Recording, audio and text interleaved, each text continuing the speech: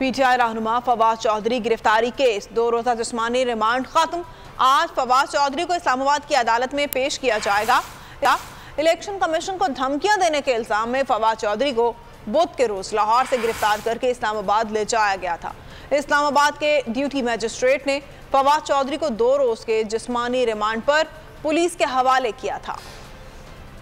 Election commission को धमकियां देने का इल्जाम, फवाद चौधरी की लाहौर से गिरफ्तारी, मुल्की सियासत में हलचल। पीटीआई रहनुमा फवाद चौधरी का 2 रोजा जिस्मानी रिमांड खत्म। आज इस्लामाबाद की अदालत में पेश किया जाएगा। फवाद चौधरी को लाहौर से गिरफ्तार करके इस्लामाबाद मुंतकिल किया गया। इस्लामाबाद की अदालत में पेश हुए जज नवेद खान ने केस की समाअत की। केस की समाअत के दौरान पुलिस ने 8 रोजा जिस्मानी रिमांड की दरख्वास्त की। अदालत ने पुलिस की दरख्वास्त रद्द करते हुए 2 रोजा जिस्मानी रिमांड मंजूर कर लिया। अदालत में पेशी के बाद फवाद चौधरी को पिम्स ले जाया गया था, जहां डॉक्टर्स ने इन्हें तंदुरुस्त करार दिया। अदालत के हुक्म पर पीटीआई रहनुमा को आज दोबारा अदालत में पेश किया जाएगा।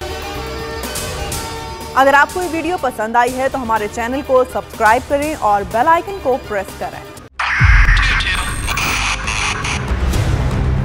2022 बहुत सारे तोहफे भी देखे गया पाकिस्तान की आवाम को। पाकिस्तान की आवाम को एक तोहफा ये दिया कि आवाम को पता चल गया कि पाकिस्तान का मीडिया क्या है। साल 2022 में सबसे ज्यादा देखे जाने वाला चैनल बोल न्यूज रहा नंबर 1। हमने बहुत सारे शोज और ट्रांसमिशंस की। पूरा साल मुसलसल जदोजहद में निकल गया कि ये वोट ऑफ कॉन्फिडेंस के पीछे कौन लोग थे।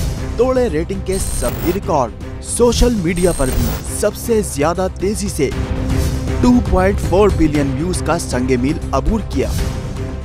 एंकर्स को भी आवाम में सबसे ज्यादा मकबूलियत मिली और सोशल मीडिया पर भी बोल रहा सब पर भारी।